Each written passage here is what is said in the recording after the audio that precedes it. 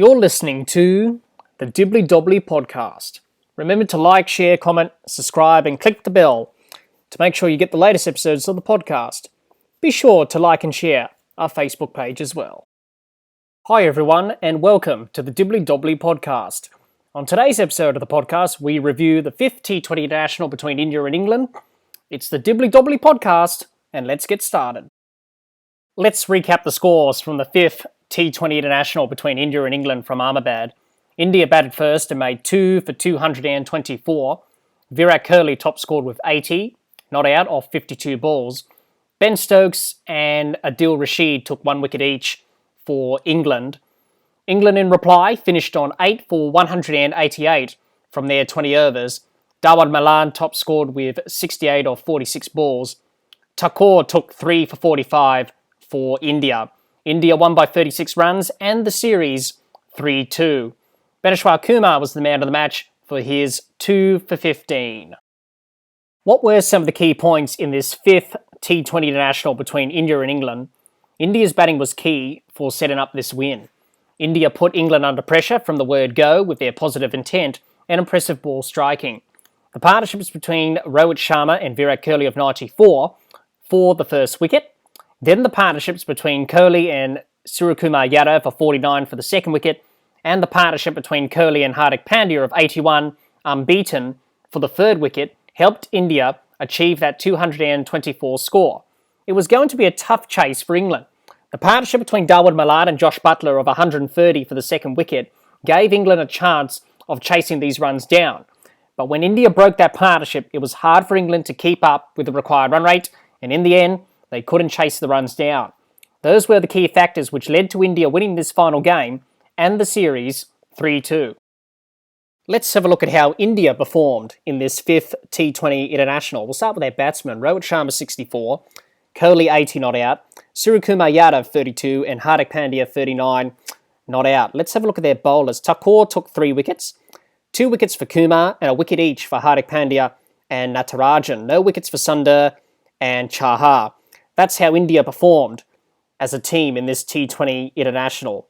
A dominant display from India. The batting display was out of this world. It started with Virat Kohli promoting himself to open the batting in place of KL Rahul, to take that responsibility upon himself. Then with Rohit Sharma setting the tone early with their positive intent and aggressive approach to the England bowlers. That rubbed off on the rest of the Indian batsmen in Suryakumar Yadav and Hardik Pandya, who put the foot down and combined well with Kohli to add partnerships of 49 for the second wicket and 81 unbeaten for the third wicket. Also, Rohit Sharma with that opening partnership with Kohli for 94.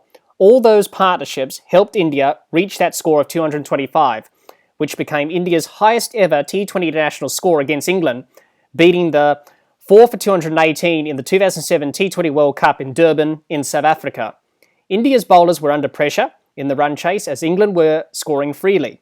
The partnership between Dawid Malan and Josh Buttler proved to be the key moment in this game and gave England hope in chasing these runs down. The pair added 130 for the second wicket. India broke that partnership and that turned the game in India's favour as England got behind the required run rate. And when that happens, especially when you're chasing 225, you aren't going to win from there. Overall, a solid performance from India. This team has many match winners, and in this last game, we saw them win this game for India and the series. Great signs for India going forward as we get near that T20 World Cup. Let's have a look at how England performed in this 5th T20 International. We'll start with their batsmen. Roy 0, Buttler 52, Malan 68, Bairstow 7, Morgan 1 and Stokes 14. Let's have a look at their bowlers. A wicket each for Stokes and Rashid. No wickets for Jordan, Archer, Sam Curran and Wood. That's how England performed as a team in this T20 International. A tough day at the office for England. It didn't start well with the ball. Conceding 225 bowling first isn't great. From the moment the first ball was bowled, India just put the foot down and England couldn't keep the pressure on and weren't able to build pressure and dot balls. It was going to be a challenge for England to chase the runs down, but if one team can do it, it's England, with the power hitting they have. The chase got off to a bad start, losing Jason Roy early, second ball of the first over for 0. Dawid Malan and Josh Buttler combined to add 130 for the second wicket. That was the most important factor in this game. If those two went on and batted deep, England were a good chance of getting the runs. But once they got out and the partnership was broken, then England's hopes of winning the series were dashed, just like that. Then it became hard for the incoming batsmen to get going because the pressure was on them. The required run rate was getting higher and higher, and when you're chasing 225, it's going to be tough to win from there. Overall, a disappointing result for England, but they would have learnt a lot from this last game and the series, and will put them in good stead ahead of that T20 World Cup later this year. What a game of T20 cricket we have seen. One of the best games between India and England in T20 internationals. We saw some brilliant ball striking with the bat on both sides. T20 cricket at its best. An unbelievable game, and what a way to finish off the series. And it's a perfect segue into the ODI series. Both teams would have learnt a lot from this T20 series ahead of that T20 World Cup later this year.